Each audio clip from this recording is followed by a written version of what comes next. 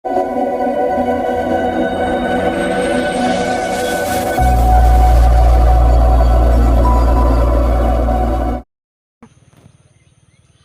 আলাইকুম। Comilla snake rescue সেন্টারতে সবাই আন্তরিক অভিনন্দন, শুভেচ্ছা। আমি ডিমটি বসানোর পরে অন্তত পক্ষে 60 দিনের মধ্যে লাগে, এটা আমরা জানি, সবাই বলে দিছি। তো প্রায় 60 দিন কত দিনে ফুটে সবাই জানে না। তবে এটা আমি করে রাখছি যে 60 দিনের মধ্যে এই ফুটে, এটা আমাদের প্রশিক্ষণের মধ্যে আছে। তবে ডিমটি 60 দিনের থেকে একটু কমের মধ্যে ফুটে গেছে। তার কারণ হচ্ছে আবহাওয়া ওদের সঙ্গে আছে, আবার আবহাওয়া একটু ভালো, এই কারণে সঙ্গে আছে। দুই একটা বাচ্চা ফুকি দিছে, ফুটতেছে, আমরা দেখতে পারতেছি। তো দেখতে পারতেছি রবিবার রাত্র 11টার দিকে আমরা দেখছি ডিম ফাটা ধরছে। তো এই কারণে বুঝলাম যে আসলে ডিম বাচ্চা ফুটে শুরু হয়ে গেছে গা। তো আপনাদেরকে দেখাবো আমি, এই কারণে ভিডিওটা আবার করে আনছি। তো কিছু কিছু ডিম বা ফাটানো অবস্থা অংশগুলো এখানে এখনও দেখা যায়, দেখেন এখানে এখনও দেখা যায়। তো তা হচ্ছে ডিম বাড়িতেছে বা ফুটতেছে। যদি আপনার কোনো অবস্থায় ডিম আটকে যায় বা ফুটতে না পারে, সব ডিম ফুটা শেষ বা কিছু কিছু বাচ্চা আটকে গেছে, তাহলে আপনি কি করবেন ওই সময়? ওই সময় আপনি কী করবেন, ডিমটাকে ঠিক এভাবে চ্যাপটা করে ধরবেন, এভাবে চ্যাপটা করে ধরবেন, ঠিক চ্যাপটা করে ধরবেন, ধরিয়া ডিমটারে চ্যাপটা করে ধরিয়া এরপরে ডিমটারে এভাবে কাটবেন। দেখেন আমি ডিমটারে কীভাবে কাটতেছি, দেখেন এই ডিমটারে আমি কেটে ফেলছি। এইভাবে চ্যাপটা করে ধরে উঁচা জায়গায় শুধু কাটবেন, অন্য কোনো দিক কাটা যাতে না হয় খেয়াল রাখবেন। তারপরে সব ডিম যাতে ফুটে দেওয়া যায়, দুই একটা বাচ্চা আর আছে বের হচ্ছে না, তার মানে এটা ক্যালসিয়াম ডিমের মধ্যে কোনো একটা প্রবলেম আছে। তার বাচ্চারা বার করে কীভাবে বার করতে হবে, এভাবে বেশি অংশটা কাটতে হইব। কাইটা এই ডিমগুলো আপনি কিছু ছিঁড়ে দিতে হবে এভাবে। আসলে কিন্তু এই জিনিসটা দেখার লাগে মানুষ অনেক চেষ্টা করতেছে, কিন্তু এই জিনিসটা আসলে দেখাটাই ভাগ্যবান। যে মানুষ ভাগ্য আছে ভালো, তারই দেখতে পারে, সবাই দেখতে পারে না। দেখেন নতুন বেবি, দেখেন নতুন বেবি এই মাত্র জন্মগ্রহণ করছে। আর এই মাত্রায় আপনার এই আগে দেখছেন, যে আমার ভিডিও দেখছেন, ও এছাড়া অন্য কেউ দেখছে না, ঠিক আছে নি? এখনও দেখেন নাভিটা এখনও কাঁচা, এটা রেখে দিলে কিছুক্ষণের মধ্যে এটা নিজেই শুকিয়ে যাব। দেখেন বাচ্চাটা, দেখেন, দেখছেন, দেখেন একটা পদ্ম গোকরা, দেখছেন কীভাবে ফুটছে, দেখেন বাচ্চা। তবে এই বাচ্চাটি যে 12টি ডিম বয়েছে, 13টির মতো ছিল, 12টি সম্পূর্ণ হয়েছে। তো একটা একটা করে বাচ্চা বেরিয়ে আসতেছে। তো আমরা এইভাবে বাচ্চাটি ফুটাইতেছি বা ডিম ক্লোজ চেঞ্জ করতেছি, কীভাবে কাটতে হবে ভাঙতে হবে, এটি আমরা দেখাইতেছি। দেখানোর পরে বাচ্চাটি বার করতেছি। এভাবে একটা একটা করে আমি প্রায় বাচ্চাই বের হয়ে গেছে, বের করতেছি আর আপনাদেরকে দেখাইতেছি। নতুন জীবনে উনি ফাড়া দিছে, ওরা নতুন জীবনে ফাড়া দিছে, নতুন জীবন শুরু করছে। নতুন জীবনেই আপনারাই প্রথম যে আপনারা দেখছেন। কিন্তু আসলে এই ভিডিওটা কেউ করে না আর কেউ দেখাও না। এটা দেখাটাও কিন্তু একটা ভাগ্যের বিষয় হয়ে গেছে গা। দেখছেন এখনও ডিম কাঁচা রয়েছে, এখনও অনেক কিছু রয়েছে, লার্ভাগুলো এখনও রয়েছে। কিন্তু সাপের কিন্তু বাচ্চা ফুটের সময় ডিম বিষ বা দাঁত লইয়ে জন্ম নেই। হ্যাঁ, কিন্তু এটা আপনারা কখনো ভাববেন এটা বিষহীন, এটা কিন্তু বিষ আছে। আমাদের ভিডিও দেখে কেউ ভিডিও ধরার চেষ্টা করবেন না, সাপ ধরার চেষ্টা করবেন না, ভিডিও করার চেষ্টা করবেন না, ঠিক আছে? তো দেখছেন তো বাচ্চাটি কি সুন্দর করে ব্যবস্থা, কি হেভি বেবি, হেভি কিউট, কি এত সুন্দর লাগে বলার বাইরে, যে একবার না দেখলে ভালোই লাগতো না বা সুন্দরই লাগতো না। দেখেন বাচ্চাটি ফুটছে, যে দেখছেন কি সুন্দর বাচ্চাটি ফুটছে।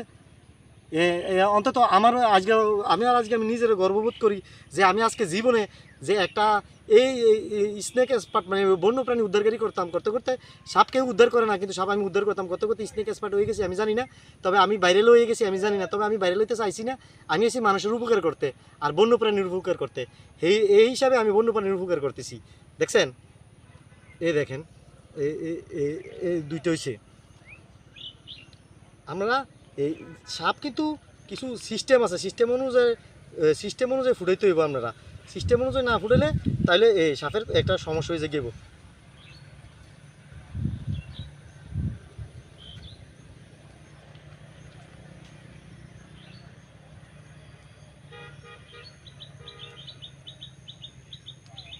এই দৃশ্যটা দেখাটাই আসলে ভাগ্যের বিষয়।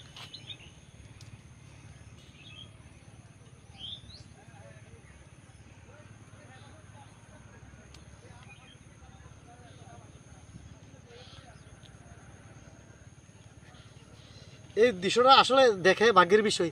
দেখেন হেভি কিউট, কত সুন্দর বাচ্চা, দেখেন এইমাত্র বের হচ্ছে একটা একটা করে, দেখেন। আর সাপ কিন্তু কিন্তু সাপে বিষ থাকে, দাঁতও থাকে, এবং কি ফ্যাংও মেলে। তার কারণ হচ্ছে এই ফ্যাং ছাড়া কোনো সাপ প্রায়ই হয় না। আপনি এই জায়গাটার ভিতরে জুম করে দেখেন, দেখেন ফ্যাং এখনও সাপের ফ্যাং হচ্ছে, দেখেন সাপে ফানা ধরতেছে, এই দেখেন সাপে এখনও ফানা ধরতেছে, দেখছেন এখনও ফানা ধরতেছে। তা আমি এই ডিব্বাটার মধ্যে বসেছি, আমি অন্য অন্য ইয়ের মধ্যে আছে, আমি যে এই ডিব্বাটার মধ্যে বসেছি, আর এই ডিব্বার থেকেই একটা একটা সাপ আবার নতুন নতুন প্রজন্মের জন্য বেরিয়ে আসতেছে, তারা আবার নতুন জীবন শুরু করতেছে। আসলে এই জিনিসটা অনেক একটা বিলুপ্ত জিনিস আর বিলুপ্ত প্রাণী, আর এই জিনিসটা আসলে সবাই বার করতে পারতেছে না, ডিম ফুটাইতে পারতেছে না। কী কারণে সবাই জানতেছে না এটা যে কীভাবে করে, ঠিক আছে? তো কীভাবে করে এটা সবাই জানে না, না জানার কারণে এটা সবাই আবিষ্কার করতে পারতেছে না।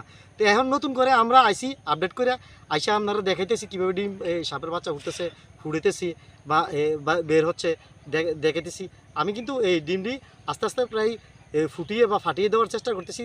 তার কারণ হচ্ছে সাপ যখন এই বেচের থেকে বার করতে যাতে সুবিধা হয়, এই কারণে আসলে আমি সব কিছু আপনারা দেখাইতেছি, দেখছেন? তাহলে আমি এই যে ডিমগুলো ফাটছে আমি এগুলো শুধু বের করতেছি, আর যেগুলো এখনও ফাটে নাই এগুলো আমি এখনও বার করতেছি না, এটি এভাবে রেখে দিছি।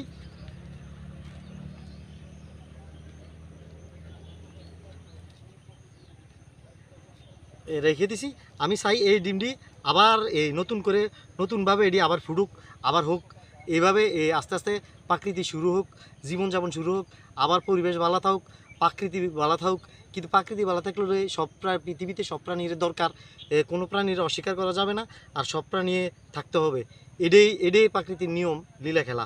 তো কীভাবে ডিম বার করছে, আপনারা বাচ্চা বের হচ্ছে বা কতদিন পর লাগে, এটা আমি সব কিছু দেখাইছি। আর বসানোর সময় কীভাবে বসাতে হয় আমি অন্য ভিডিওতে দেওয়া আছে, আপনারা ওইখান থেকে দেখে নিতে পারবেন। তাহলে আমি একটা ভিডিও এখানে শেষ করছি, নেক্সট ভিডিও আমি আরেকটা বানাবো, ওই জায়গায় আপনারা খেয়াল রাখেন। এগুলো আমার কথা শেষ করছি। আসসালামু আলাইকুম। বাংলাদেশ জিন্দাবাদ।